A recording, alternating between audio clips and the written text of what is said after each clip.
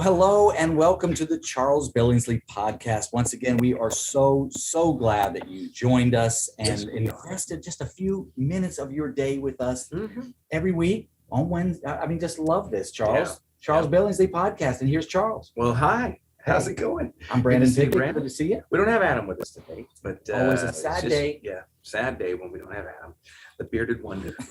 But we do have you and me, and we're excited today because we have some really special guests, guys I've known for quite a while.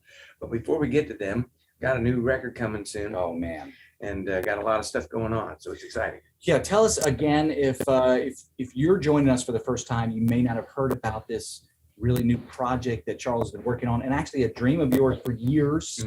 Kind of give us a little lay of the land here. Well, 20 years in the making, really. Not that we've been working on for 20 years, but just in the back of my head, I've been wanting to do this. And, you know, I did that Made for This record last, and I thought, well, man, if there was one thing I feel like I was made to do, it was to sing this kind of music. I was an opera minor in college, and so I just created this record full of some classical and some Broadway and some American standard songbook standards that has turned out just really just a lot of fun. I've been able to hear some of these songs. My wife and I are listening to it. We love it, and I'm telling you, you must be happy with it. I'm thrilled with it.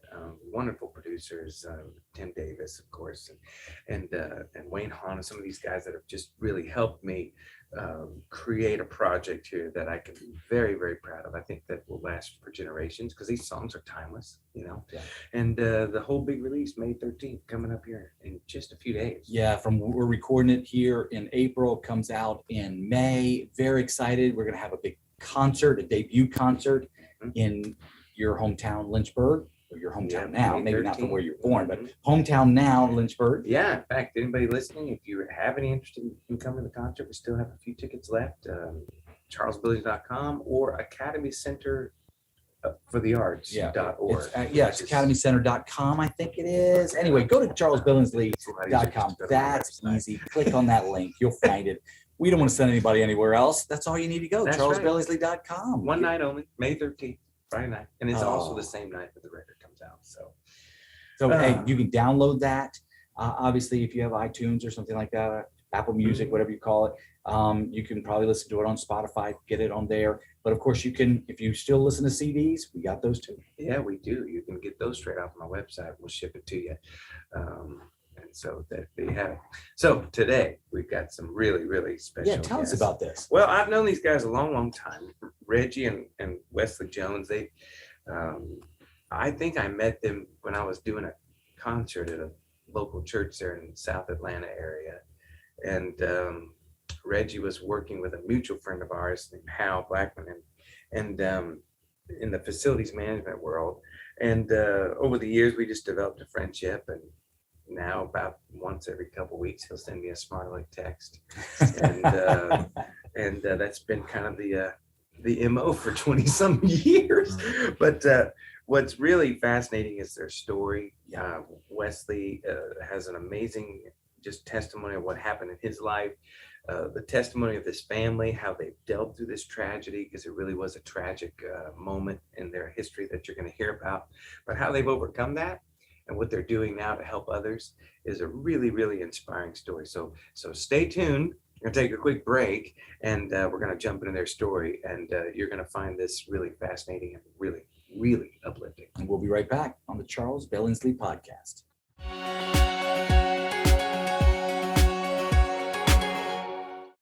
Welcome back to the Charles Billingsley podcast. I'm sitting here with my cohort, Brandon Pickett. Hey, guys. And we are about to introduce to you two friends of mine that I've known since, goodness, I think the early 90s when I was running around the country in a group called New Song. I met Reggie, his wife, Dawn, and we've known each other a long time. And then, of course, through Reggie, I was able to meet his brother, Wesley, found out about their story. And now I can't wait to share it with the rest of the world. So let's bring on Reggie and Wesley Jones. Hey, guys. Hey. How are you? Man, we're thrilled you joined us today. Thank you for Thank you for having us. Oh, man, listen, I can't wait to tell your story. In fact, I'm not going to tell, I'm going to have you tell it. But let's go to the beginning. happy family, everybody's healthy, things are going well. Start there and tell us the story, what happened, and then and hang on, folks, as you listen to this, because this is quite a moment. All right, go ahead. Well, we were a typical family, two loving parents. It was me and Reggie and a dog, the whole perfect family that you hear about. American Dream, Real yeah. activists. Absolutely. Real active as a family. Played football, rode motorcycles, different stuff like that. And we had 100 acres behind our house that was undeveloped. We used to go down and build tree houses, had motorcycle tracks and stuff like that. And we had built a tree house. It was a little kid's dream. Had 2 stories on it. Cool. Eventually, we put up a rope from the bottom of it to the ground. I had a little pulley on it, so it was not far off the ground at all. I mean, you had to bend your knees, to slide down it where it wouldn't drag. And so we went down one afternoon, and some of the older kids that lived in the area had moved it up to the top of the tree house. It was about 20 feet up, and no one wanted to try it. And so me being I like to say adventurous, some people say dumb, one of the group, I climbed on up and grabbed onto the stick we had tied to the rope and slid down and didn't make it very far. The rope broke and I fell 20 feet, landed on my head. Thank God I got a pretty hard head, but ended up breaking my neck, the 4th vertebra down.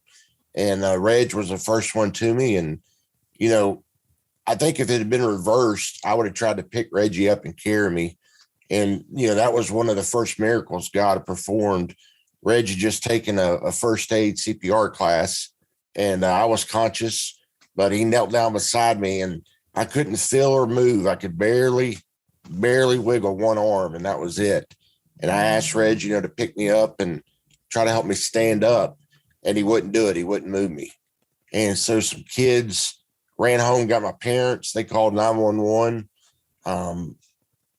Stretcher and ambulance, came as close as they could. They walked down there, got me back up, and got my first helicopter ride. It wasn't exactly like I'd wanted it. And went into Atlanta to Eggleston Children's Hospital. And, it was the first time, it was actually a year and a day before that, I accepted Christ as my personal savior. And, of course, I was an 8-year-old kid. I knew exactly what it meant, but I didn't realize how big a decision that I'd made.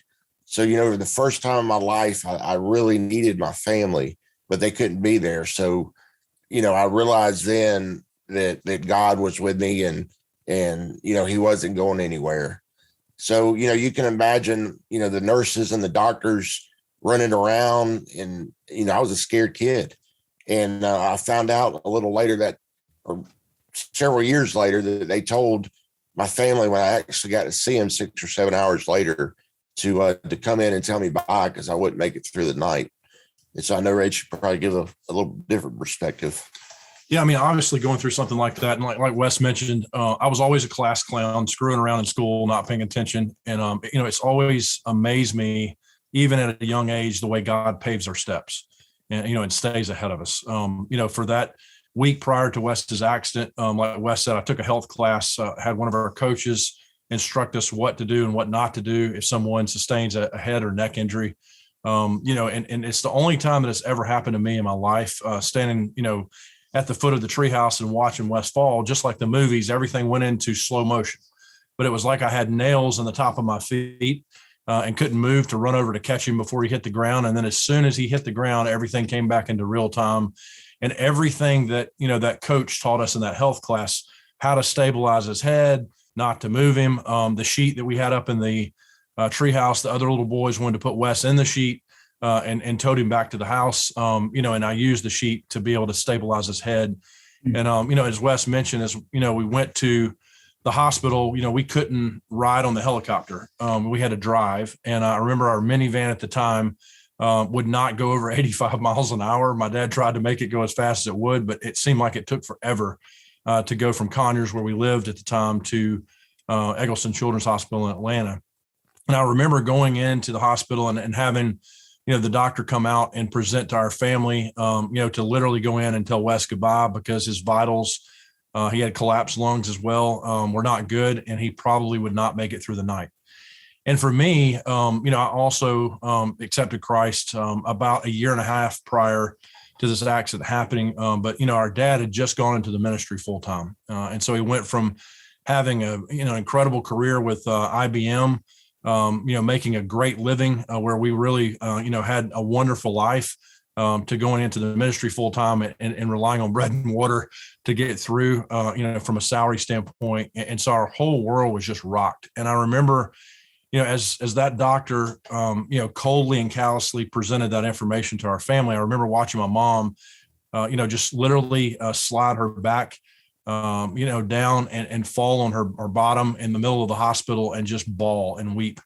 And for me, for the first time, number one, I wanted to smack the doctor, but I also experienced anger towards God for the first time in my life.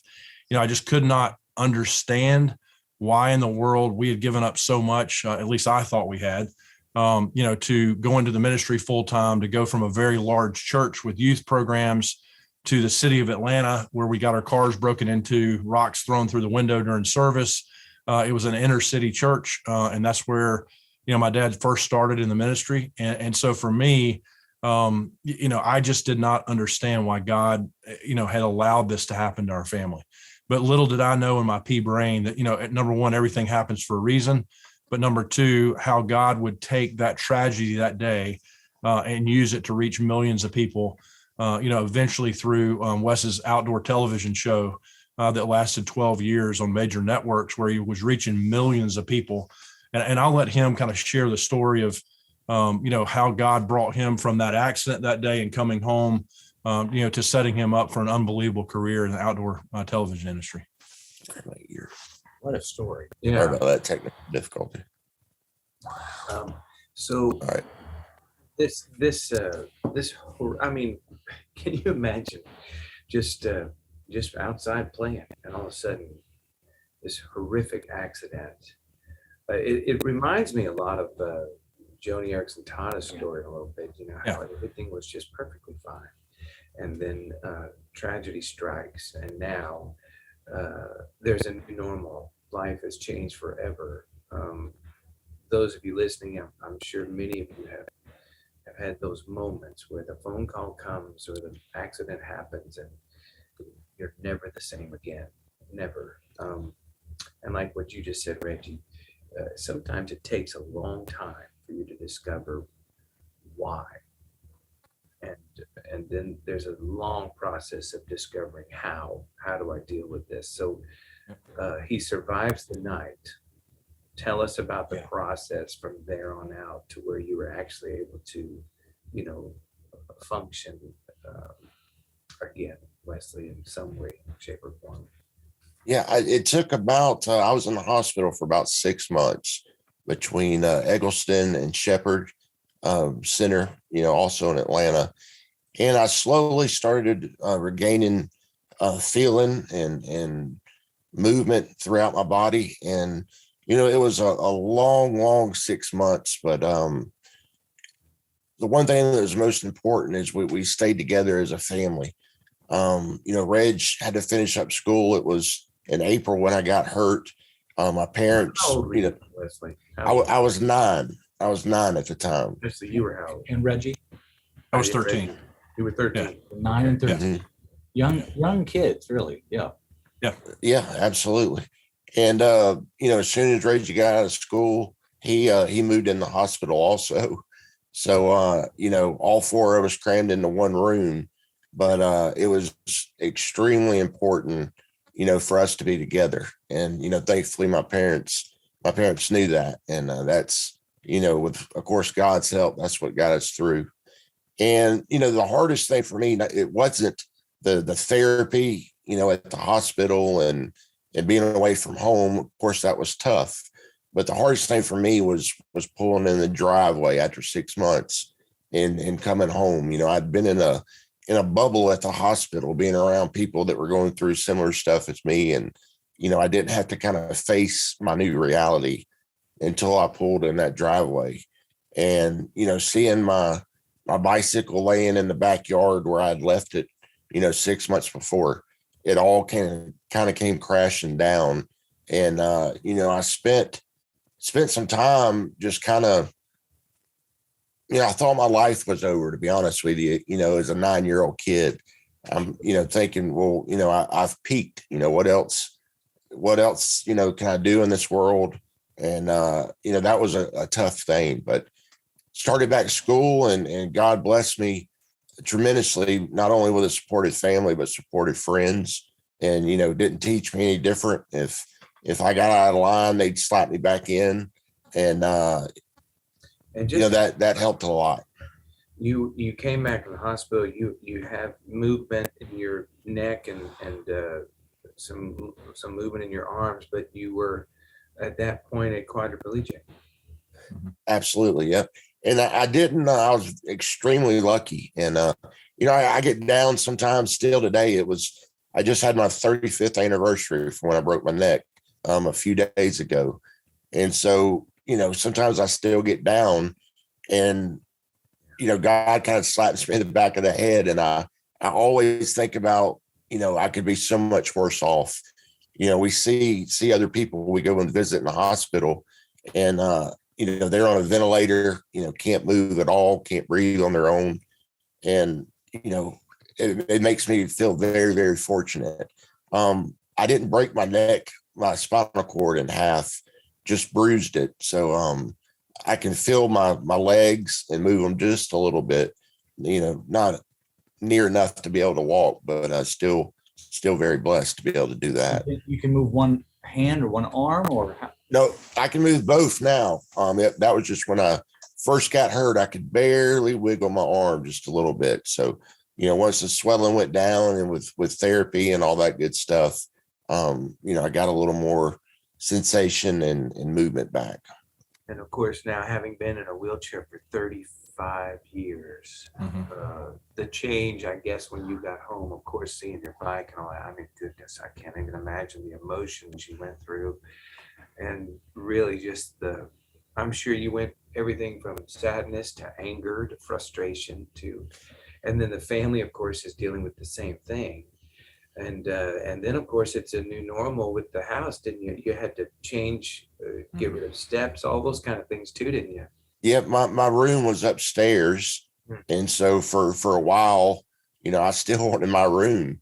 And so I was a much smaller kid then. So they would take turns, at night, they would carry me up to my room. And fortunately, we had a room downstairs that I transitioned into, later, a few years later.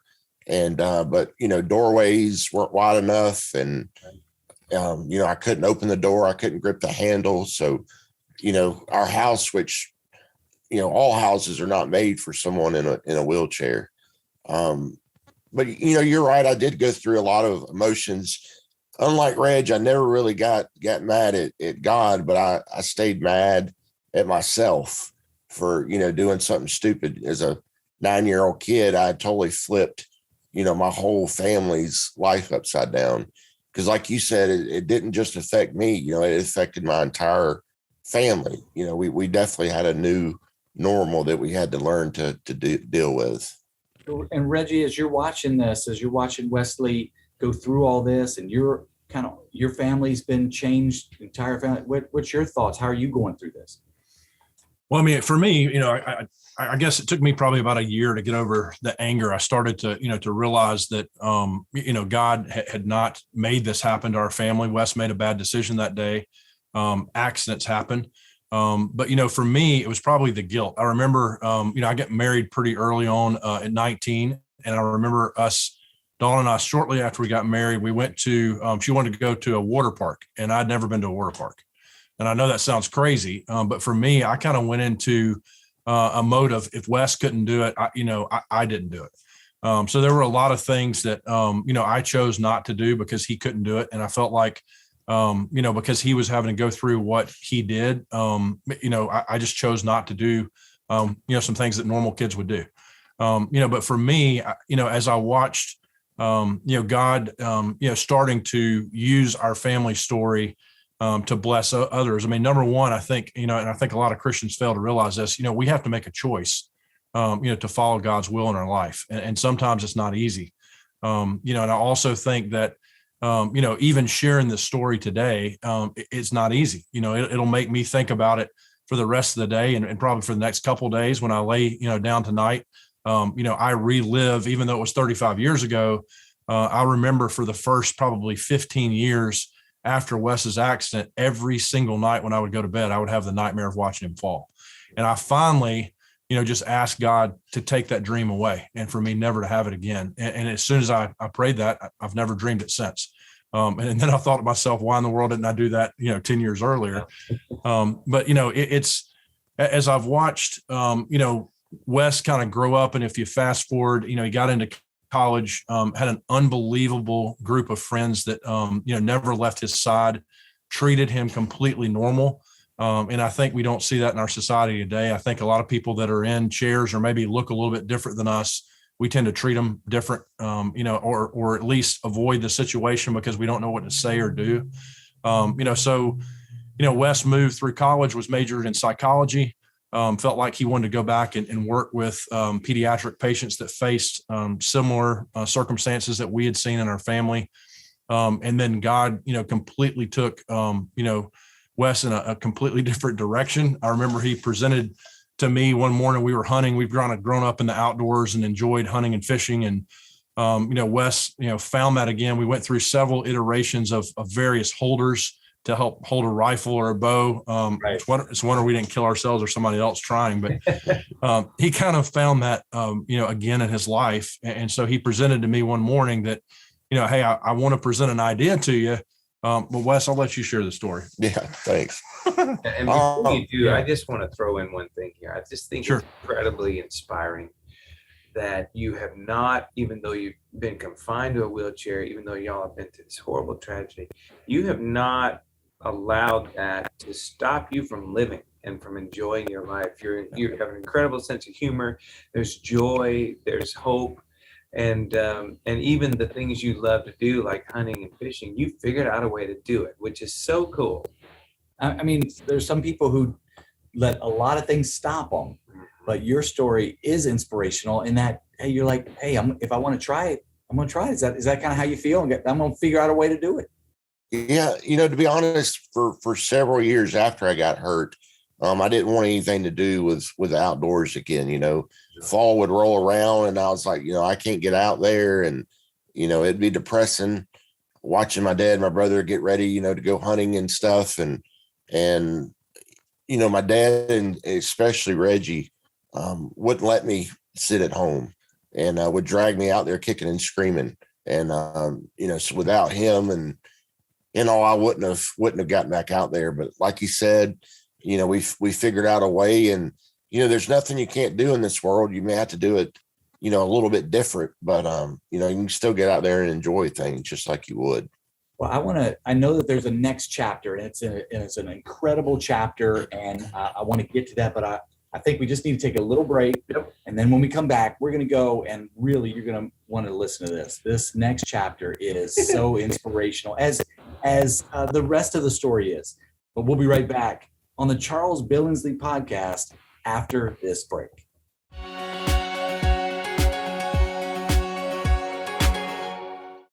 Welcome back to the Charles Billingsley podcast. So glad that you joined us for this very inspirational story with two of Charles's good friends, Wesley and Reggie Jones. And I'm so glad that you're introducing them to us today. Well, it's an amazing story, and just watched them over the years, and then I remember Reggie, you called me, I don't know, it was maybe 15 years ago or so, and you said, hey, Wesley's going to have his own hunting show. And I said, what? Wesley is, first of all, able to hunt. That's really cool. But then to have his own show on I think it was the Outdoor Network, and I was blown away. And it wasn't just a show; it was a successful show that ran for like 12 years. So tell us about, how did all that start? Well, as Reggie shared a little earlier, my plans were to go back and try to work with people that had gone through similar situations as I had. And as I was getting ready to graduate college, I felt God was kind of laying on my heart to maybe be able to reach reach more people. And so I had this idea that I wanted to hunt for a living, have an outdoor TV show. And, I knew that people watching my story, would hopefully give some inspiration, a lot bigger than just a hunting show, but to kind of let people know whatever you want to do in life, you can still get out there and do it and enjoy it. So it wasn't an easy road at all. Looking back, Reggie and I knew absolutely nothing about, television except to turn it on and turn the channel. And we started contacting different outdoor organizations and companies, and we got in touch with Realtree. They make a camouflage pattern, and they're not too far from us in Columbus, Georgia. And David Blanton, executive producer of their TV show, invited us down, and we went hunting with him and got to kind of pick his brain. And, we were off to the races then. We put together a business plan, started reaching out to sponsors, hired a cameraman and started filming. And God just kind of lined everything up. We started off on the outdoor channel, and they had about 2,000 entries and just had 4 or 5 spots available. And I like to think my good looks got us through, but And I Sean, know, and Sean, Certainly wasn't Reggie's good looks. well, he's more for behind the camera, so you know how that That's was. right. Yeah, he's behind the scenes.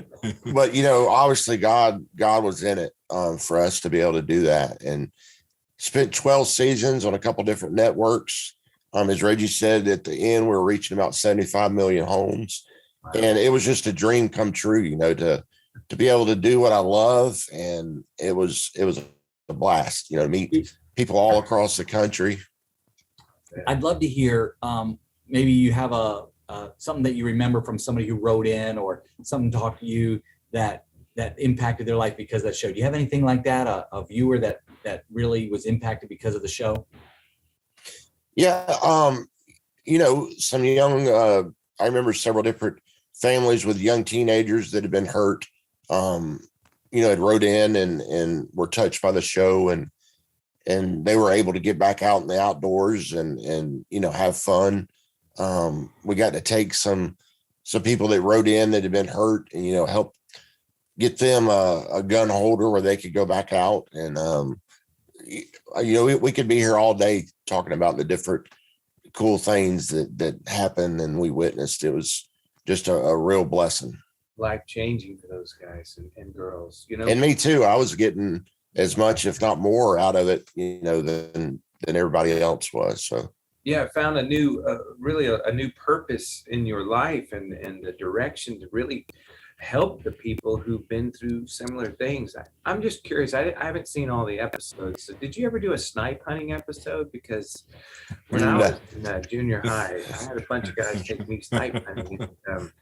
Turns out there's no such thing as a snipe. It was fun if you ever found it. No, I didn't. I didn't think so. I had a stick and a paper bag, and I But look you're all- back now and I feel really foolish. You're right.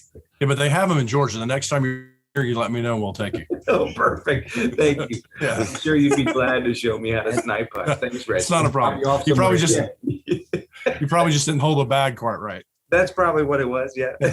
They said it was like a kind of a horny lizard type of thing, and I was like, "Good grief! I've never seen it." And that was before the days of Google, or I could have just Googled what a snipe looked like.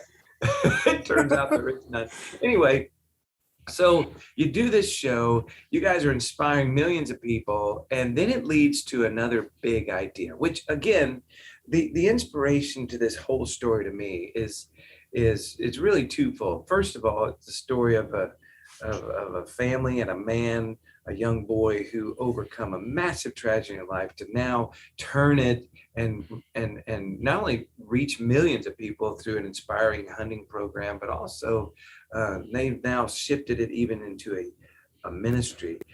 We're going to get to that in a second. The second part of this, honestly, to me, that's the most inspiring of all, is just how a family came together through tragedy. Tragedy oftentimes breaks up homes. And in this case, it brought you even closer together. Yeah. And I mean, the bond you guys have as brothers is inspiring. It really is. And I wish that obviously this is an audio podcast and we hope to have some video later on, but to see you guys sitting together and backing each other up after 35 years. Yeah. Tell us about that. I mean, because it really is inspirational. Well, I can tell you that, you know, I wouldn't be here today if it wasn't for my family and my brother. He's been my biggest supporter, my biggest cheerleader. You know, he'll kick me in the butt when I need it. And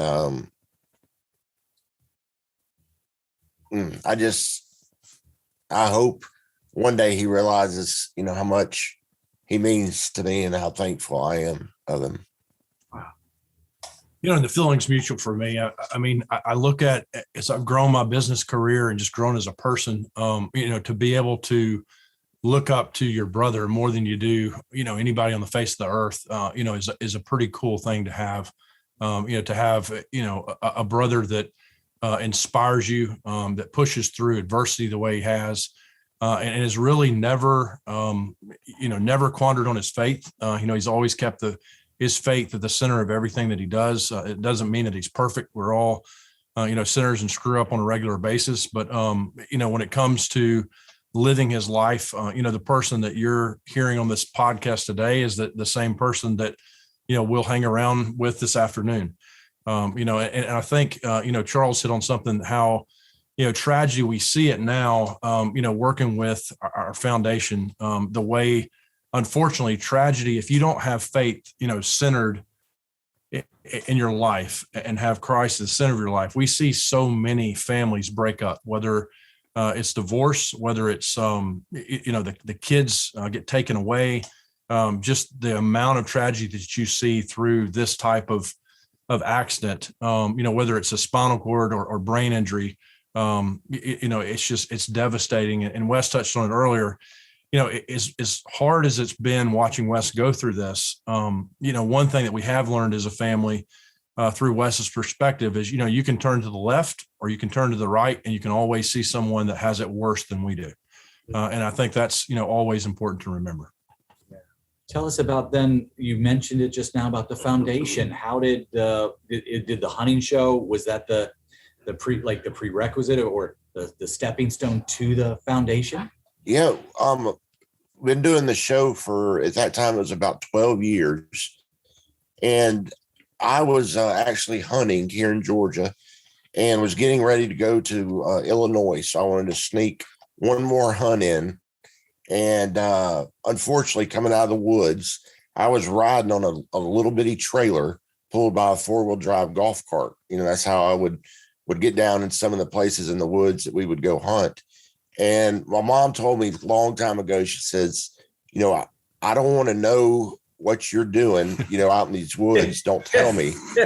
Well, just promise me you'll keep your seatbelt on in my chair. And so I was coming out of the woods late one night after it got dark, and we had to cross a creek. It was about a 15-foot down embankment and then went up the other side. And so they started going down in the golf cart. And unfortunately, it was so steep, the back of the trailer kicked up, and I didn't have my seatbelt on. Oh, no. And I was ejected out of my chair and landed face first into the back of the cart, and then went down in the creek. And I broke my nose, my jaw, knocked out 6 teeth, broke my leg in 2 places, my hip, and a couple of ribs. I was pretty banged up.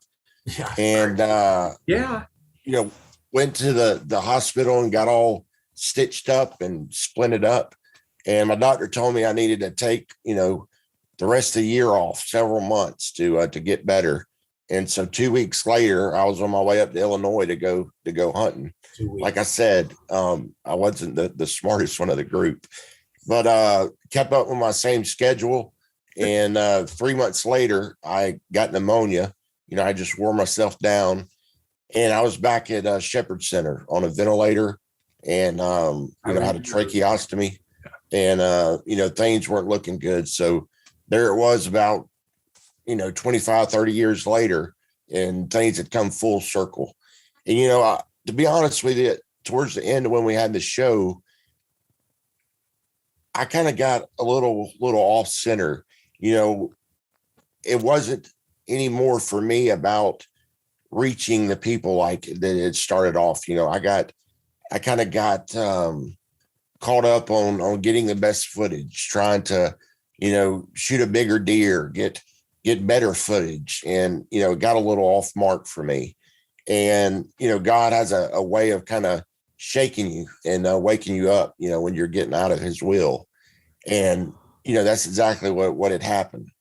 And so laying there on a ventilator, and of course, Reggie, as he's always been, right there beside my bed, and we were talking back and forth, and we had talked for several years about starting a foundation to give back. So many people had given to us over the years, different churches, different friends, help put lifts in our house, put sidewalk in our house, all different kinds of stuff. And we wanted to do the same. So, me and Reggie made a promise as I was laying there in the hospital bed that I said if, he said when, I got through this, that we would finally do that and start the foundation. And that's exactly what we did. I remember getting a text from you, Reggie, telling me to pray for Wesley because it didn't look good. Here we are, like you said, 30 years later, full circle, back in the hospital, all banged up. At this time, you're already a quadriplegic, and now you've gone through this massive thing again. I'm telling you, it's amazing. You've been through more in one life than I can't even. than 99% of the people that ever live on the face of this planet, and yet each time you keep bringing it back to helping other people. I just can't even tell you how inspiring that is. And so the foundation, tragedy over triumph. You guys have done so many wonderful things to just help people who've been through tragedies like this. Can you maybe just point out one good story for us of somebody you've helped? I know there's many, but give us just one story, because we want people to be inspired by what you're doing, and then I want people to know how they can give to help your efforts. Sure. When we started this foundation, like Wes said, it was born from, a tragedy in our family's life. Again, full circle moment. And when you're setting out to be able to give back, it's so hard, number one, to be everything to everyone. So we had to narrow down what we wanted to be able to give back. And we really did a lot of self-reflection through the major two pivotal moments we'd been through as a family, and had to figure out, what were those major inflection points for our family. And there were many, but, point of impact when Wes initially got hurt both times. Anytime a family goes through that, you don't know what questions to ask. You don't know how to navigate the new territory. It's just everything is new, and you feel like whatever decision you make is going to be a wrong one. The second bucket is, and Wes touched on it, when you come home, everything is different.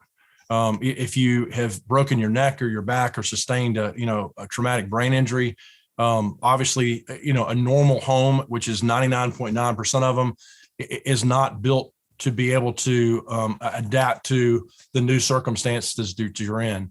And then the third thing, and we didn't really touch on this, was, taking a vacation. Sounds simple, but, it was 9.5, 10 years when Wes first got hurt before we even attempted to take a vacation. And I never will forget it. It just stuck with me. As a kid, we went down to Destin, Florida. We called and asked if the condo that we were going to staying in, not is handicapped equipped, but just accessible. Can we get a wheelchair in and out? Oh, the woman was like, she didn't do it intentionally. She just, a lot of times perspective wise, you just don't know. She said, absolutely, you can get in and out. So we drive the 7 hours or so to get down there. We pull up and there's a 19-inch curb to get into the condominium. And so we're like, no big deal. We'll go to Home Depot. We'll grab some wood. We'll build a makeshift ramp and no big deal. So we do that. 2 hours later, we get the wheelchair in, and then the hallway is so tight that Wes can't make the turn to get in any of the rooms. And we literally pack up and we go back home. And so that's kind of the three buckets. So we have a network of relationships through the Southeast where we allow people to, to take a vacation for free on us. When we do a lot of home adaptations, when people come home, we modify their home for free. And then the first thing is that point of impact. So we're helping with moving patients throughout the country to places like Shepherd and Atlanta. And there's a wide variety of places like Shepherd throughout the country. We're partnering with people like Angel MedFlight that will fly those patients for free.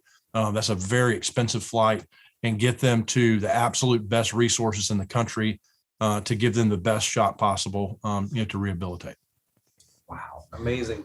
So Amazing. when you say triumph over tragedy, I mean, you can see it on the website, but when you hear this, this is triumph over Incredible. tragedy. Can you give us just maybe one quick story of a life that's been changed as a result of triumph over tragedy? Yeah, to me, I mean, we've done a lot of them. I mean, there's been, there's one young girl, her name is JC Beth Thomas, got hit by a train. She's the only patient that we've ever helped that we actually knew. My daughter is 25 and is a pro rodeo athlete. So she came up through the ranks with a younger girl named JC. And she unfortunately crossed a railroad track down in South Georgia, had no letdown arms, no blinking lights, just was not paying attention. And got struck by a train and almost killed. And, being with that family and watching their journey, she sustained a traumatic brain injury, and, watching that journey brought back so many memories. And each, family that we help, honestly, charitable work is not easy. Again, I think it's a choice. But, people often don't realize, what we relive every time we help a family. Because we see so many things that we faced and that the family is going to face that they don't yet know that they're going to face. And it's painful to watch. But what we do realize is, to help them, triumph in a little way that we are helping, makes a huge difference. But I also think about, and the biggest story that sticks out to me is the first family that we ever helped. It was a young man not too far from us. His name was Tyler Head. And he sustained a broken neck in a wrestling accident in his high school. The opponent that he was in the wrestling match with spiked him during the wrestling match and broke his neck in half. And he literally, could not get up. And this was right when we were talking about, and in fact, I don't even know if we had incorporated yet. And we got a call about this young man, and we literally had not put $1. We had not taken up $1 of money. And I went and met, along with Wes, the parents, when they were still in Shepherd. And, he was a little bit older than Wes was, but, still a kid. And as they began to share our story, we just felt compelled to go modify their house. And, we were like, we don't have any money in the bank. We haven't taken up $1. These projects are not cheap by any means. And it was amazing to me to watch the way God just brought the community together. And we literally did not spend a dime. And, you're talking about, a $50,000 to $60,000 modification. And people would just literally pull up in the front yard and say, "Hey, I hear about what you guys are doing. How can we help?" And that's the way every project that we've ever done has really has taken place. It is, we tend to bite off sometimes through our faith more than we can chew. And I think Wes's whole life and our family's life has kind of been that way. So we've got some pretty, aspiring goals for the foundation. We've had it 10 years now and helped, thousands of families. And we really, we really want to take a next step, and we're getting to take some important steps here in the very near future. To build a retreat and to be able to give back to families and really to build a legacy that will outlast, me and Wes long after we're gone. And that campaign fund starts soon. It does. Retreat Center. Do you already have the property? We've located the property in Mansfield, out near where I live. Whether that particular piece of property works out or not, we want to acquire, a couple hundred acres to build a retreat center and about a dozen cottages. So the idea is to be able to allow families that have experienced spinal cord or brain injuries to come and experience, a free vacation where we can control the experience. making sure that they're taken care of, making sure that there's the adaptive equipment that they need. But also the retreat center would also serve when we're not serving, those individual families for concerts or for weddings. So where the actual facility will be self-sustaining and support itself. So our idea is to build one in Georgia first. And when we serve a lot of people now, bi-coastal, and so eventually put one out west as well. Awesome. Yeah. And so tell people how that they can, if you're listening, right now, obviously, how can you give? Wes? Easiest way, the website, givetotriumph.org. Givetotriumph.org. Yes, sir. Yep. Triumph is TRIUMPH. Givetotriumph.org. I'm sure there's many people listening that not only have family members or friends or might even themselves totally identify with your story as by way of the tragedy that they've been through, but many people I think will hear this podcast and be compelled to give simply because they know somebody just like this, and they've seen the struggles that people who've been through these tragedies go through, even simply getting through a doorway. It's the simplest thing. So guys, I just, it's amazing what you're doing. Amazing. And it's just you're a gift to this entire community out there that seems to be forgotten so often. So we're very grateful to you guys for what you're doing. And I do pray that people will give to triumph.org. I got one more question for you. And it's amazing to me that you guys have accomplished so much with so many limitations in so many ways. But if there was one thing left you want to do, and maybe it's different for each of you, or maybe it's something you want to do together, what do you feel like you were made to do that you just, if money wasn't an object or time wasn't a limitation or whatever? We ask this to every guest that comes on this podcast, but I want to ask you guys because I'm really curious about this answer. If there was one thing left to do, what do you feel like you want to accomplish before this life on this earth is done? Well, for me, I know it was a dream of mine to sing backup on your latest album, but seeing as how that's already done, we can make that happen with seeing as how that's already done. I guess I think we've ever had Ever. I love it. And Reggie, you're going to be one of my dancers. Yes. Yeah. Yeah. I can promise you if Wes sings on your album, you won't sell any. I was going to say, you obviously hadn't seen me or heard me sing and Reggie dance. So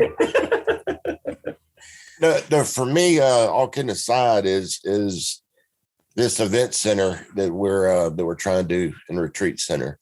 Like Reggie said, it's something that would, outlive us and be able to help hopefully, a ton of people for many years to come.